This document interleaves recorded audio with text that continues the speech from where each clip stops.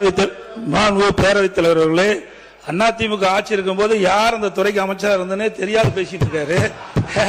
இரண்டாவது, ஒவ்வொரு ஆண்டு வருகின்ற பொழுது 20வது ஆண்டு, இன்னைக்கு 26வது ஆண்டு, 2020 2026, அதுக்கு இடைப்பட்ட காலத்தில் இன்னைக்கு பல மாறுதல் ஏற்படுது.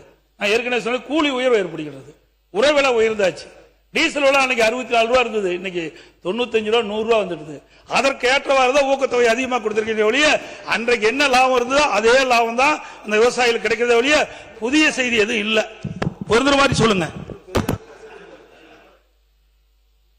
ஒரு கதையை மாற்றி மாற்றி சொல்லக்கூடாது. முதலில் தெரிஞ்சுக்கல, மாற்றி மாற்றி உறவிலை ஏறிவிட்டது, உறவிலை ஏறிவிட்டது, உறவிலை ஏற்றுவது, கூலி விலை ஏறிவிட்டதெல்லாம் சொல்லிட்டு கதையை சொல்லிட்டு, நாங்கள் ஏற்றி இருப்பது கூடுதலாக மானியத்தை ஏற்றி இருக்கிறோமா இல்லையா என்ற கேள்விக்கு தான் நீங்க பதில் சொல்ல வேண்டும். தவிர இதையெல்லாம் சுட்டி காட்டி அதனாலதான் நீங்க ஏற்றிருக்குன்னு சொல்ல முடியாது.